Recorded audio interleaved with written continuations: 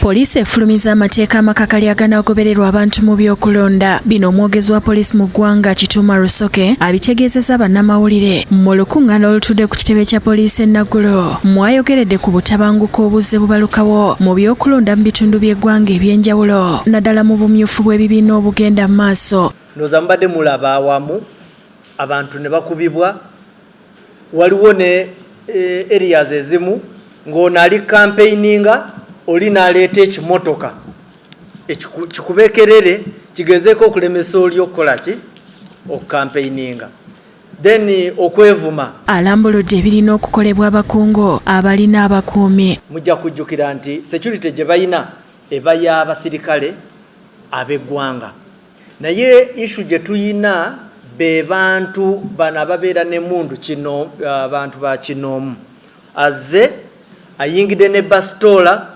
Agamba si bakukkiriza abavubuka bakola ffujjo mu kunoonya kalolo. Luli bwe bakola effujjo ku streets za Kampala twabakwata just mu wiiki ewedde yokka. Kuva bwe twatandika twakakwatayo abantu nga 6 naye nga abasinga bano bonna bahuliganizi bano eggaali. Then of course n'okulabula abantu ba politicians abenyigidde mu kalulu kano nti tetujja kutira liiso politician nogu ku kintu ekikwatagana ne gunzi bano oba eggaali.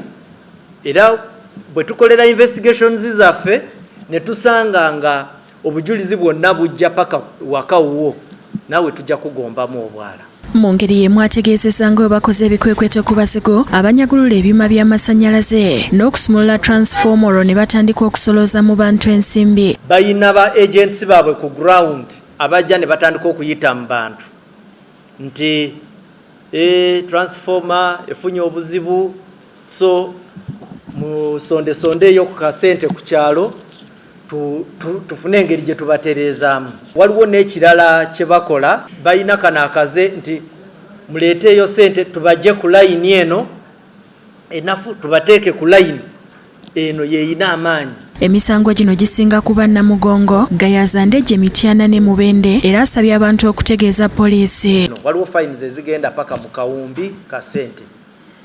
Then n'okusiba waliwo betusiba paka emyaka 15 bwe tuba tukukuteko. Yakulira okuwandiisa endagamuntu mu kitongole ki National Identification Registration Authority Olama Claire ategeezezza bannamawulire nti batandise okufulumya ndagamuntu ng'esoberera ddala emitwalo 10 ziwedde. Nga wenjogerera kati emitwalo 10 egy'endagamuntu zaafulumiziddwa ng'endagamuntu zino zatandise dda okutwalibwa mu district ez'enjawulo oba oliawo eyo gye babakubira ebifaananyi. Tusuubira nti mu Sande eno tujja kutandika okugaba. Tusaba nti olinde obubaka obunajja ku ssimu nga bukugamba nti kityo Pawulo endagamuntu yo gyeri erubaga era genda oginone. Alambuludde ne ku nteekateeka y'okuwandiisa bannayuganda abali mawanga ag'enjawulo ng'enteekateeka eno etandika Oktoba era nga bakutandikira Dubai, Abu Dhabi, Qatar n'ebitundu ebirala. Okusookera ddala ng'olina endagamuntu nga yaggwako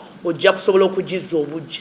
Ng'oli eyo e Bulaaya nga wafuna ku musajja n'akukola bulungi n'akukuba akadali n'akuwasa nga kakati oyagala kukyusa mannya go nakyo tujja kikukolera nga tuzzeeyo. Eyokusatu tujja kuyamba n'abo nga batambulira ku nniini nga wagendera wali tosaba nga ndagamuntu. Mutebi Sulaiman yakusakidde eggulire lino ku Rabukedde TV.